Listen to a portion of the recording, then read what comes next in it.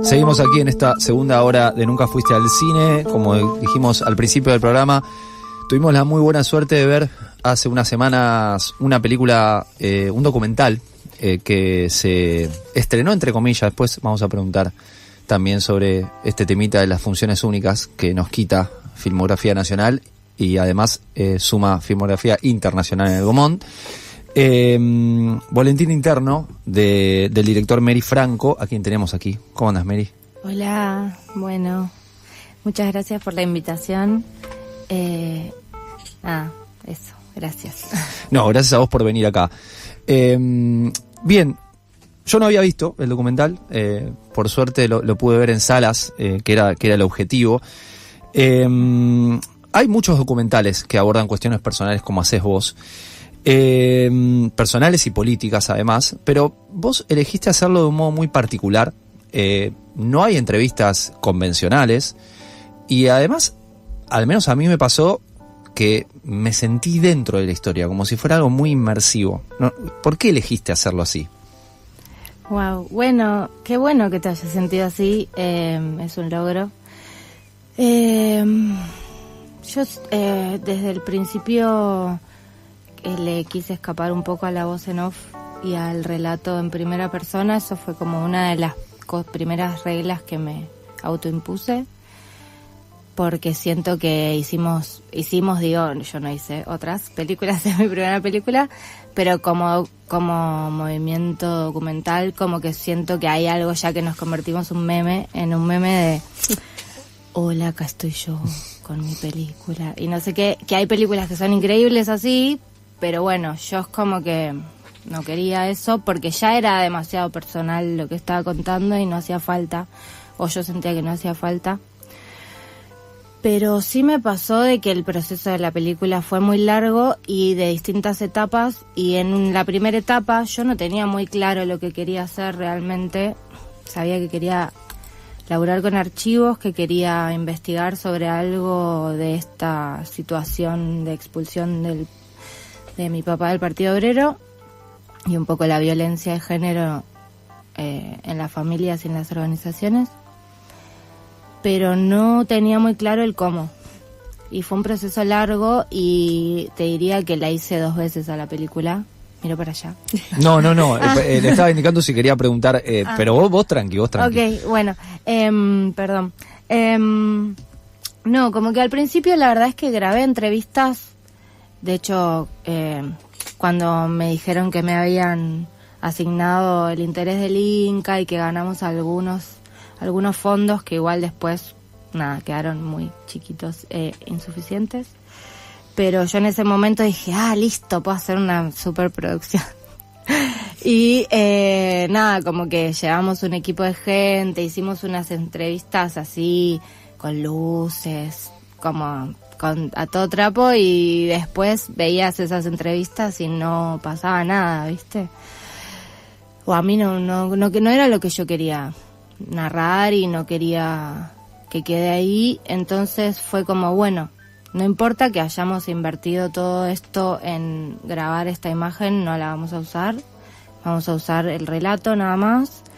Y fuimos en la búsqueda de archivo, de profundizar en el archivo, de profundizar en el mío y en el del partido, porque ahí hubo un intercambio súper interesante en distintos momentos, porque yo en un momento milité en el Partido Obrero y en otros no, pero la película la seguía haciendo y ellos nunca estuvieron como en contra de que yo la haga.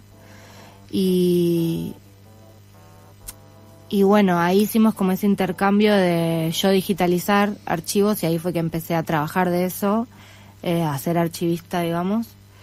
Y hoy me dedico, entre otras cosas, a eso, a la digitalización de archivos.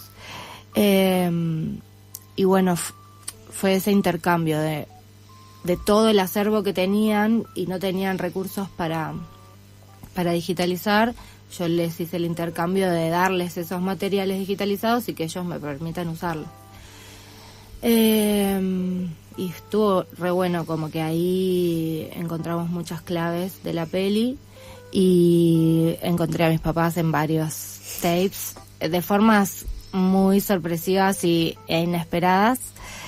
Y estuvo re bueno. Y bueno, ahí como que también era un desafío, como decir, che, yo nunca quise hacer un video de fotos como los de 15, ¿no? Como que decir, estoy haciendo un video de fotos al final. Y bueno, el desafío también era darle lugar a los archivos y no que sean una ilustración simplemente de lo que se está contando, sino que haya un diálogo y poder darles ese tiempo de visualización, ¿no? Como, bueno, una foto que capaz, bueno, dura unos buenos segundos y la tenés que mirar y se sostiene con el relato. Y creo que eso fue un acierto. A mí hoy la veo, la volvería a editar, le haría otras cosas, pero ya fue. A todo esto me encanta el montaje, chicos. Ivo y Tam, los amo. Pero nada, uno ve las cosas, se va dando cuenta de qué es lo que quiere también haciendo. Y viendo y volviendo a ver y mostrándolo, y como que hay algo de eso que es re importante y que también fue un proceso colectivo. Eso también fueron muchos años en los que por momentos estuve solo, por momentos estuve con productores, cambié mucho de productores. Yo no sabía trabajar con productores, la verdad, no sabía cómo era eso, cómo era la división de roles, etcétera.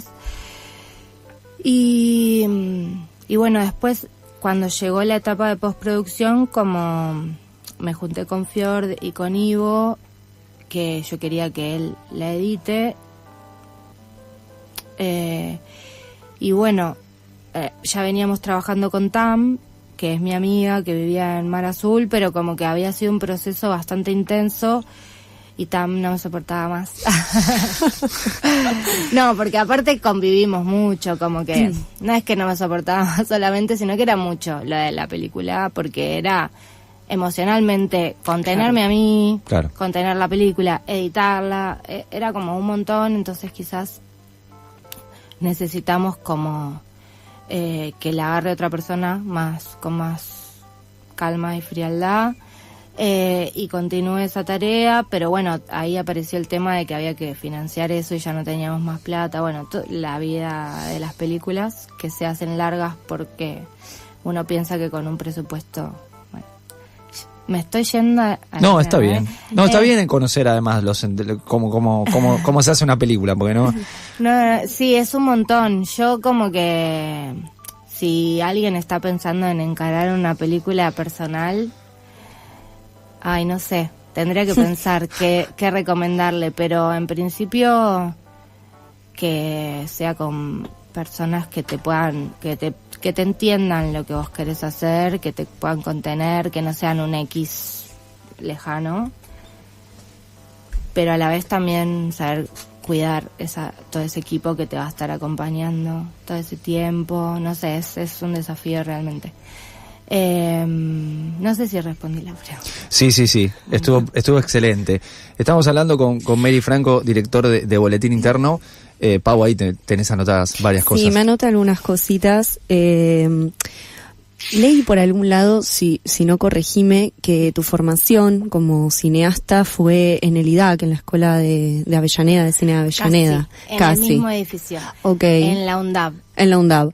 Sí. Y lo que te quería y en Punto Cine también un poco, dirección de fotografía. Claro, en Punto Cine, sí. Ya.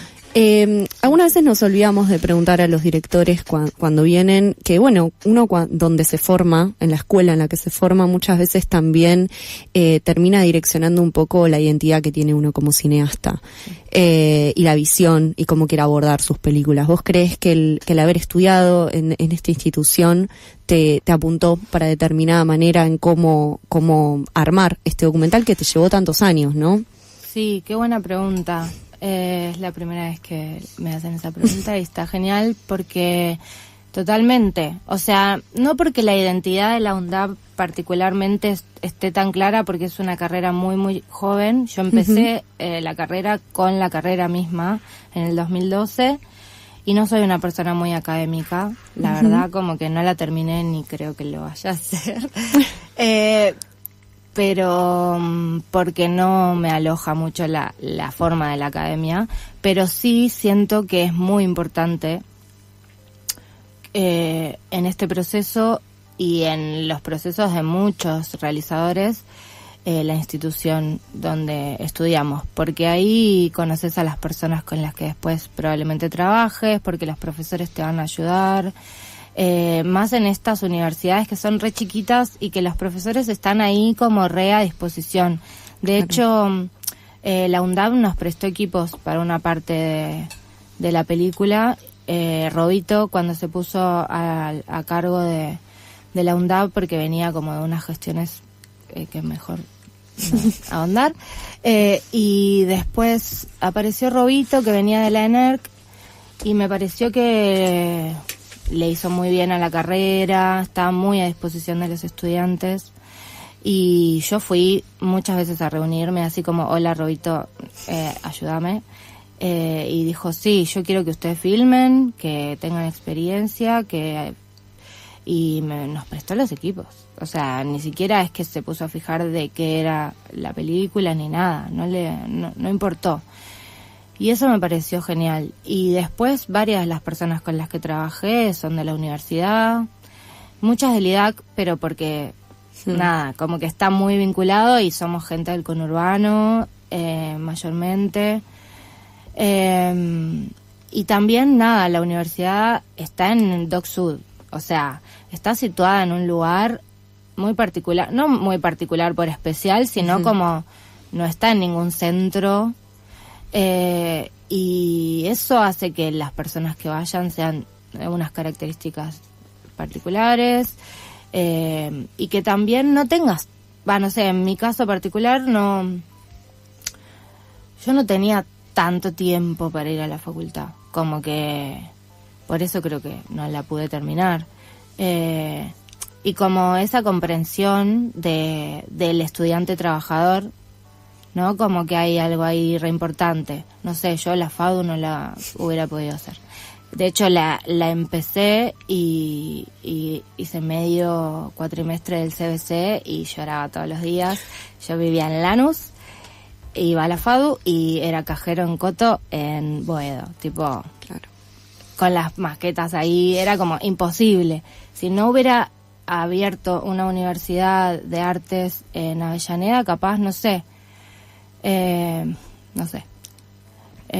Así que sí, la verdad que es súper importante y está bueno también este momento nombrar la universidad pública, la educación pública, porque es clave para que muchas personas puedan acceder a ciertos oficios, ciertas profesiones que si no llegás por la distancia, por los recursos, por un montón de cosas, y porque a veces las universidades grandes están muy sobrepobladas y no te pueden dar la bola y la contención que capaz te dan en una universidad pequeña. No sé. Está bueno, lo voy a seguir pensando. Gracias. Habla Mary Franco, director de Boletín Interno. Muchas de las veces que vos te vinculás, al menos en la película, con tu viejo, lo haces de un modo lúdico, de un modo como si fuera un juego, a cual él se entrega. ¿Esto fue pensado para la peli o es algo que vos hacías cotidianamente con tu viejo? Está bueno. Me gustan las preguntas, chicos. Gracias. No, era algo que yo hacía. O sea, yo soy así, en general.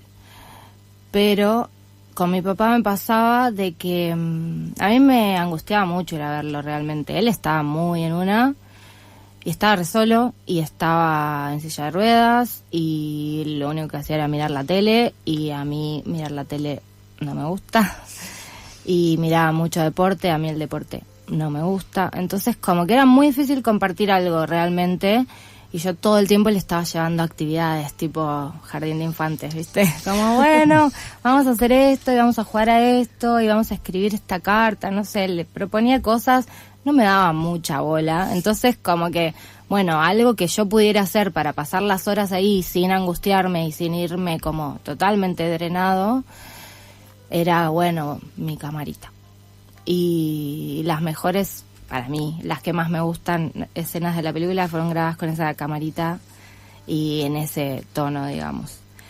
Y también, sí está bueno esto que decís, porque después de toda esta etapa de grabar con un montón de gente, también fue la pandemia en el medio y tal, pero hubo una decisión de ver el material, de ver qué era lo que faltaba y de, no con mi viejo porque ya había fallecido, pero sí con mi mamá y mis hermanos, como de volver a grabar en ese mismo, en esa misma clave, digamos, de juego y de interacción natural, porque es donde salían las mejores cosas, digamos.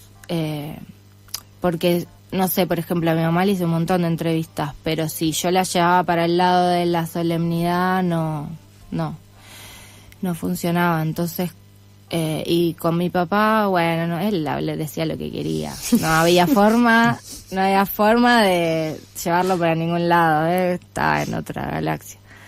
Pero sí, a mí me fue una buena herramienta, no muy pensada en ese momento particular. Yo iba y grababa nada más. Y sí, empezó siendo un juego. Después, cuando pasó a ser una película, a empezar a hacer una película y a tener fondos y a laburar con gente y tener responsabilidades, como que sí te tenés que poner a pensar, bueno, ¿cómo continúo esto con cierta decisión? Como este juego, pero limitado o no sé. Y eso sí lo pude aplicar más en esta etapa con mi familia actual, digamos. El documental empieza con tu voz muy de pequeño, cantando junto a tu viejo canciones del Po. Y quería preguntarte, primeramente, bueno, lo esbozaste un poco cuál es tu vínculo hoy en día con la militancia, pero más precisamente, si crees que el cine hoy en día podría ser tu lugar de lucha, tu lugar de militancia, y sobre todo en estos tiempos que corren, en estos tiempos mileístas, pensar al cine como un espacio y lugar de lucha. Y a la vez también cómo puede ser transversal y que acompañe otras luchas, ¿no? Bueno, clave. Las mejores preguntas, chicos. No, clave.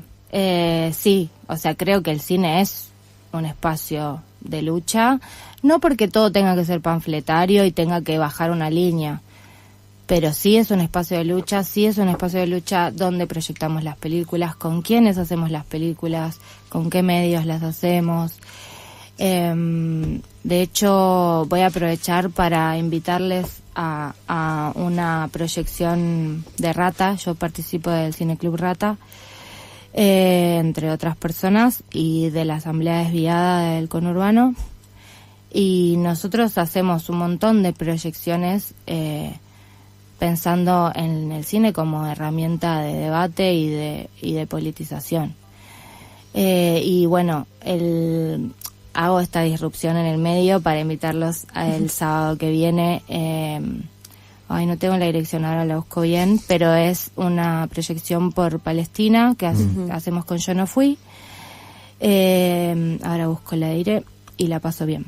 Pero bueno, busquen Cineclub Rata. Creo que es en Flores, en la calle Gavilán. Sí, ahora lo vamos a buscar bien. Vos sabés más que yo, bueno. Estuvieron los compañeros de Rata el año pasado, claro, acá charlando. Que vino Azul, ¿no? Sí. Y bueno, hablamos también con Tati Mazú un par de veces, así que sí. Bueno, sí, con ellos estamos activando en Rata y están armando. Yo no participo de la organización de esta actividad particularmente, pero bueno, vamos todos los que podemos a todas las actividades y va a estar buenísimo. Y es re importante que el cine no sea solo entretenimiento. Sí. Y yo no puedo pensar en hacer pelis que no tengan que ver con la política, pero porque a mí particularmente en mi vida me toca por todos lados y como que no le puedo escapar. Pero siento que sí, que es re importante. Justo ayer o hace poco me respondieron de un lugar, no importa cuál, de que en este lugar no estaban pudiendo programar películas políticas. Y yo dije, bueno, no pueden pasar películas. No pasa nada acá. Ok. No programan. No programen, directamente. chicos, cierren. Pero bueno, entiendo. son lugares estatales. En este momento está todo muy con una bajada de línea antipolítica, que es antivida, no sé cómo hacen. Pero bueno, justo mi peli es como muy partidaria, no partidaria porque yo voy ahí con la bandera del Partido Obrero y la pongo en la puerta, pero bueno, aparece, ¿no? Claro. Entonces eso sí genera como un montón de rechazos, que bienvenidos. Pero bueno, como que si hay una bajada de línea estatal de que no podemos hablar de política, es porque tenemos que hablar de política. Todo lo que podamos, ¿no? Como algo de eso. También disfrutar. O sea, dentro de eso, darle lugar al ocio, al goce, al encuentro, y que no sea todo rosca, porque bueno, si ahí te angustias, te deprimís. Pero bueno, sí. Mary, ya nos estamos quedando sin tiempo y no quiero que terminemos la entrevista sin que nos cuentes en qué lugares podemos ver Boletín Interno, porque en el Gomón no la pasan más, pero no existe solamente el Gomón, hay otras salas, por suerte, y hay otros lugares donde se pasa cine. Sí, inventémoslos. O sea, en principio, si quieren pasarla en algún lugar, escríbanme y vamos.